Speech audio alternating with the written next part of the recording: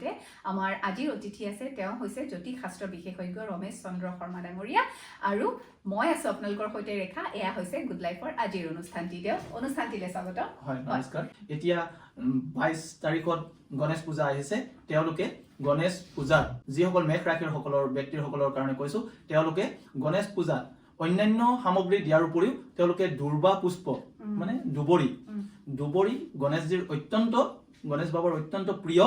গতিকে গণেশজীৰ ওচৰত গণেশ বাবাৰ শ্ৰী চৰণত দুবৰি পুষ্পৰে পূজা কৰক দেখিব মেঘ ৰাশিৰ যি শনিৰ চাৰি আছে তাৰে বহুখিনি দোষ কৰ্তন হ'ব এবাৰ বিষ ৰাশিৰ ব্যক্তিসকলৰ কাৰণেও একমাত্ৰ বাবা গণেশৰ ওচৰত তেওঁলোকেও পূজা কৰিব পাৰে তেওঁলোকে কিন্তু নাৰিকল ফলটো দান কৰিব লাগিব বিষ ৰাশিৰ ব্যক্তিসকলে গণেশ পূজাৰ দিনা নাৰিকল ফল আগবঢ়াওক দেখিব সুমিষ্ট নাৰিকলৰ ফলৰ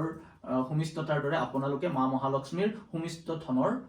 মানে সুফল প্ৰাপ্তি হ'ব গতিকে বিষ ৰাশিৰ ব্যক্তিসকলে গণেশ পূজাৰ দিনা বিষ ৰাশিৰ ব্যক্তি লগ্ন হলেও নাৰিকল ফল আগবঢ়াব গণেশ বাবাৰ মানে সেই নৈবেদ্য আমি এতিয়া পৰৱৰ্তী ৰাখিলে আহো আৰু এইবাৰ মিথুন ৰাশিৰটো ক'ব নালাগে মিথুন ৰাশিৰ স্বয়ং দেৱাদিদেৱ গণেশ বাবাই অধিপতি আৰু তাৰ উপৰি গুৰু বৃহস্পতি এইবাৰ মিথুন ৰাশিতে আছে গতিকে তেওঁলোকৰ যথেষ্ট ভাল হোৱাৰ সুযোগটো আছে গতিকে আৰু মিথুন ৰাশিৰ অধিপতি যেহেতু গণেশ বাবাৰ পূজাত সেইদিনাখন তেওঁলোকে কিন্তু নিমখ আৰু আদা আগবঢ়াব লাগে অন্যান্য আগবঢ়াব পাৰে যে তেওঁলোকে যে নাৰিকল আগবঢ়াব নোৱাৰিব তেনেকুৱা কথা নহয় কিন্তু তেওঁলোকে নাৰিকল আগবঢ়োৱাৰ পিছত যদি আদা আৰু নিমখ আগনবঢ়ে তেওঁলোকৰ আধৰুৱা হ'ব মিথুন ৰাশিৰ ব্যক্তিসকলৰ গতিকে নিমখ আৰু আদা যাতে সেইদিনাখন গণেশ বাবাৰ পূজাত মিথুন ৰাশিৰ ব্যক্তি বা মিথুন লগ্নৰ ব্যক্তিসকলে আগবঢ়ায় তেতিয়া দেখিব মা মহালক্ষ্মীৰ যথেষ্ট সুফল প্ৰাপ্তি হ'ব কৰ্কট ৰাশিৰ ব্যক্তিসকলৰ গণেশ পূজা যিহেতু বিঘ্নহৰ্তা সিদ্ধিদাতা গতিকে তেওঁৰ পৰা সিদ্ধি লাভৰ কাৰণে গণেশ বাবাৰ পূজাৰ ভাগৰ দিনাখন তেওঁলোকে ৰক্ত পুষ্প মাল্যদান অৰ্পণ কৰিব লাগে ৰঙা ফুলৰ মালা যদি ঘণ্টা ফুলৰ মালা হয় অতীব মানে সুন্দৰ হ'ব অতীব সুন্দৰম বুলি যিটো কথা কয় গতিকে অতি সুন্দৰ হ'ব গতিকে ঘণ্টা ফুলৰ মালা আগবঢ়াব আৰু লগতে অন্যান্য নৈবেদ্য দিব তেওঁক কিন্তু মোদক নৈবেদ্য দিব পাৰে মানে কৰ্কট ৰাশিৰ ব্যক্তিসকলে মোদক নৈবেদ্য দিলেও তেওঁ গণেশ বাবা অতি সন্তুষ্ট হ'ব লাডু পাতি কৰে কিন্তু মোদকটো এই বুন্দিয়াল লাডুৰ দৰে নহয় অলপ বেলেগ কলে হয়তো পাব মই ঘৰতো বনাব পাৰে গতিকে বেছি ভাল নিজ হাতে বনাই যদি বাবাৰ ওচৰত প্ৰসাদ আগবঢ়ায় আৰু যিসকলৰ ঘৰতেই গণেশ বাবা আছে তেওঁলোকৰ সেইদিনাখন বিভিন্ন নৈবেদ্য মানে পৰমান্ন নৈবেদ্য মোদক নৈবেদ্য লাডু নৈবেদ্য যদি বাবাক দিয়ে তেতিয়া ভাল পাব কিন্তু কৰ্কট ৰাশিৰ ব্যক্তিসকলে মোদক নৈবেদ্য আৰু ৰঙা ফুলৰ মালা এধাৰি গণেশ বাবাৰ ওচৰত অৰ্পণ কৰিব তেতিয়া আপোনালোকে সুফল পাব আহিলেও আমাৰ সিংহ ৰাশিৰ কাৰণে সিংহ ৰাশিৰ ব্যক্তিসকলৰ গণেশ পূজাৰ দিনাখন তেওঁলোকেও ৰক্ত পুষ্পমাল্য প্ৰদান কৰিব আৰু ৰক্ত চন্দনৰ টেমা পায় বা ৰক্ত চন্দনৰ কাঠৰ টুকুৰা পায় বা ৰক্ত চন্দন তেওঁলোকে গণেশ বাবাৰ কাৰণে অৰ্পণ কৰিব দেখিব তেওঁলোকে সুফল প্ৰাপ্তি হৈছে সিংহ ৰাশিৰ ব্যক্তিসকলৰ কাৰণে ৰক্ত পুষ্প আৰু ৰঙা ৰঙৰ চন্দন তেওঁলোকে 22 তাৰিখৰ দিনা গণেশ পূজাৰ দিনা তেওঁলোকে গণেশজীক আগবঢ়াব পাৰে এতিয়া কন্যা ৰাশিৰ ব্যক্তিসকলৰ কাৰণে কন্যা ৰাশিৰ অধিপতি যিহেতু বুধৰ আকৌ গণেশ বাবাই যিহেতু তেওঁলোকৰ অতি প্ৰিয় গতিকে কন্যা ৰাশিৰ ব্যক্তিসকলৰ গণেশ পূজাৰ দিনাখন তেওঁলোকেও কি কৰিব বাবা গণেশৰ ওচৰত এটা নাৰিকল আৰু দুৰ্বা তেওঁলোকে দান কৰক এমুঠি দুৰ্বা 108ডাল দুবৰি পৰিষ্কাৰ কৰি মানে মুঠিটো কিনি আনি তেওঁৰ ওচৰত দিলেই নহয় 108টা দুবৰি ধুনীয়াকে পৰিষ্কাৰ কৰি ধুই মেলি তেওঁৰ পূজা অৰ্চনাৰ কাৰণে প্ৰতিটো যদি গণেশায় নম বুলি তেওঁৰ ওচৰত অৰ্পণ কৰিব পাৰে তেনেহলে তেওঁৰ সপ্তমত থকা কন্যা ৰাশিৰ সপ্তমত শনি আছে সপ্তমৰ যিটো সাংসাৰিক স্থানত যিটো এটা অসুবিধা কৰি আছে সেই অসুবিধা বিঘ্নহৰ্তা গণেশ বাবাই নিৰ্মূল কৰিব আৰু তেতিয়াই তেওঁলোকৰ সুখ সমৃদ্ধি বৃদ্ধি হ'ব বাকী ক্ষেত্ৰত ধন ক্ষেত্ৰতো তেওঁলোকে আশীৰ্বাদ পায়ে আছে কাৰণ বৃহস্পতি গুৰু যেহেতু দশমত বহি আছে গতিকে বহি থকাৰ কাৰণে তেওঁলোকে আশীৰ্বাদ পাই আছে কৰ্মস্থানত তেওঁলোকৰ শুভ হয় কিন্তু সাংসাৰিক ব্যক্তিসকলৰ কাৰণে সংসাৰত অকনমান পতি পত্নীৰ মাজত যি এটা অশান্তি ভাৱ লাগিব পাৰে সেই আল লগাটো মাৰিবৰ কাৰণে 22 তাৰিখে গণেশ পূজাৰ দিনাখন তেওঁলোকে নাৰিকল এটা আগবঢ়াওক আৰু দুৰ্বা 108 ডাল হিচাপ কৰি যদি পাৰে তেওঁলোকে এটা এটাকৈ গণেশ বাবাৰ চৰণত দিয়ক নোৱাৰিলেও গোটেই মুঠিটো 108 ডাল হিচাপ কৰি মুঠি বান্ধি গণেশ বাবাৰ চৰণত দিয়ক দিলে তেওঁলোকৰ এই সাংসাৰিক অসুবিধাখিনি নিৰাময় হ'ব হ'ব আমি পৰৱৰ্তী ৰাখিলে আগবাঢ়ো তুলা ৰাখি গণেশ পূজাৰ দিনা গণেশ আমাৰ পূজাৰ তুলা ৰাখিৰ ব্যক্তিসকলে কি কৰিব ব্যক্তিসকলে হয় খুব ধুনীয়া প্ৰশ্ন নিমখ আৰু আদা তেওঁলোকে দান কৰিব লাগে তুলা ৰাখিৰ ব্যক্তিসকলে নিমখ গণেশ পূজাৰ দিনা নিমখ আৰু আদা দান কৰিব অন্যান্যও দিয়ক আৰু তেওঁলোকে বুন্দিয়া লাৰু দিব পাৰে বুন্দিয়া লাৰু দান কৰক উছৰ্গা কৰক আৰু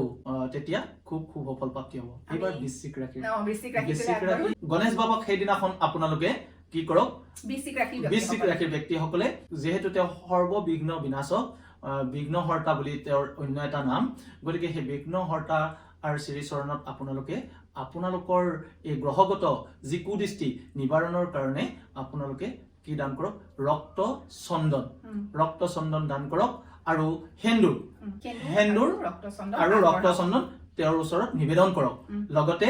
ৰঙা বুন্দিয়া লাৰু বা ৰঙা মিঠৈ ৰঙা ৰঙৰ মিঠৈ বা বুন্দিয়া লাৰু হ'ব পাৰে বা মিঠৈও হ'ব পাৰে গাখীৰ মিঠৈও হ'ব পাৰে ৰঙা মিঠৈ আৰু ৰক্ত চন্দন আৰু ৰঙা সেন্দুৰটো বাৰু ৰঙাই হ'ব গতিকে এই তিনিটা বস্তু দিয়ক অন্যান্য নৈবেদ্যও দিব পাৰিব দেখিব বৃশ্চিক ৰাশিৰ ব্যক্তিসকলৰ গ্ৰহৰ যি কুদৃষ্টি বা যিখিনি এটা নিগেটিভিটি কুপ্ৰভাৱ ধনুৰাশিৰ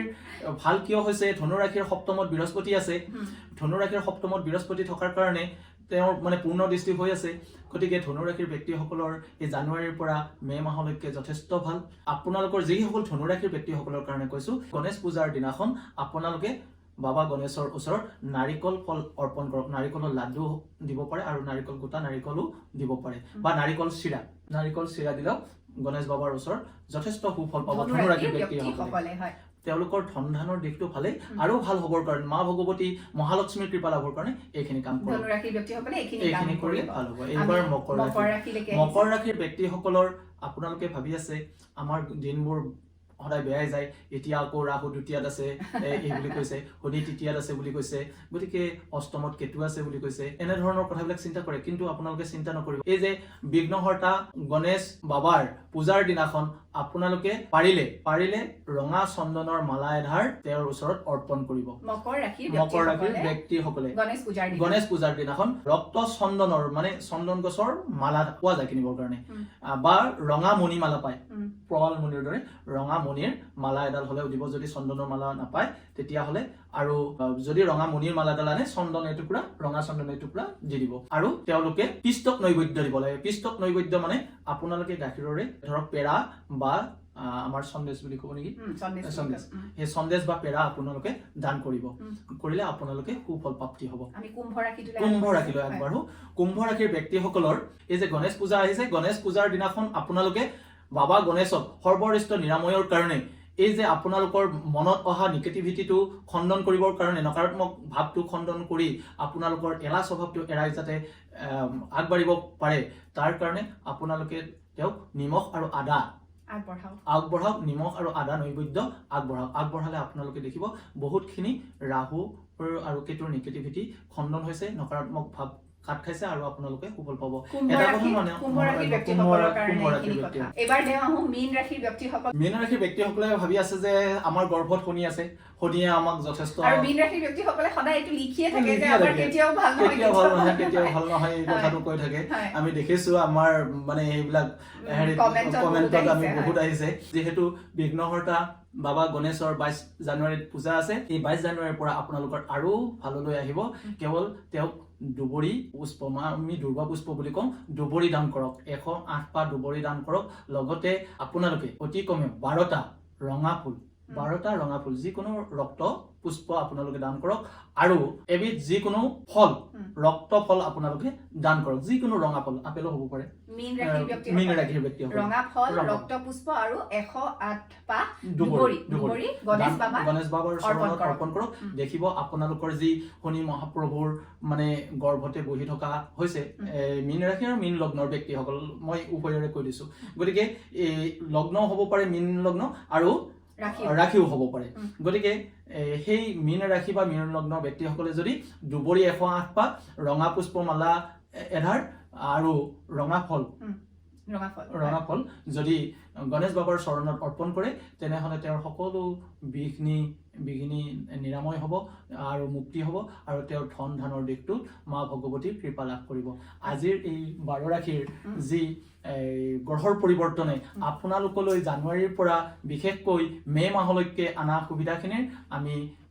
কিছু পৰিমাণে আপোনালোকক ব্যক্ত কৰিছোঁ আৰু ইয়াৰ বিষয়ে যদি সবিশেষ জানিব খোজে তেনেহ'লে আমাৰ লগত যোগাযোগ কৰক। আপোনালোকৰ তাৰ প্ৰতিকাৰ ব্যৱস্থা আৰু তাৰ নিৰাময়ৰ ব্যৱস্থা আৰু উন্নতি বা কৰ্মত সুফল প্ৰাপ্তিৰ কাৰণে